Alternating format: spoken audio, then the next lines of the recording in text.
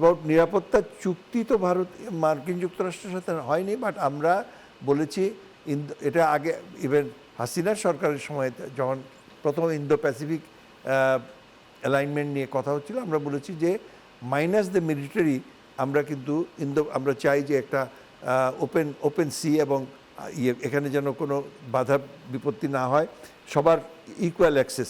এবং বাংলাদেশ কিন্তু একদিক দিয়ে দেখেন, আপনি যদি সমস্ত এশিয়া আফ্রিকার দেশগুলোকে দেখেন, এমন কোনো দেশ নাই যার সীমান্ত বিরোধ নাই, কিন্তু Bangladesh is a very lucky exception যে আমাদের মায়ানমার এবং ভারতের সাথে প্রতিটি ইঞ্চি সীমান্ত কিন্তু আমাদের ইয়ারমার্ক করা। সীমান্ত নিয়ে আমাদের কোনো বিরোধ নাই। চীনের সাথে ভারতের বিরোধ আছে, পাকিস্তানের সাথে আফগানিস্তানের আছে, পাকিস্তানের সাথে ভারতের আছে, এমন কোনো দেশ নাই এই যে মধ্যপ্রাচ্যের প্রত্যেকটা দেশ। ওইদিকে আমাদের সমস্যা নাই, কিন্তু আমাদের যেটা সমস্যা হচ্ছে যে আপনি বললেন বিভিন্ন ধরনের বিচ্ছিন্নতাবাদী সংগঠনগুলো গড়ে উঠেছে, এবং এর অনেকগুলোই কারণ হচ্ছে যে গণতন্ত্রের অভাব, স্বাধিকারের অভাব, জনগণের তাদের অ্যাসপিরেশন, যে আকাঙ্ক্ষাগুলো সরকার যখন ট্রান্সলেট করতে না পারে তখন এগুলো গড়ে ওঠে।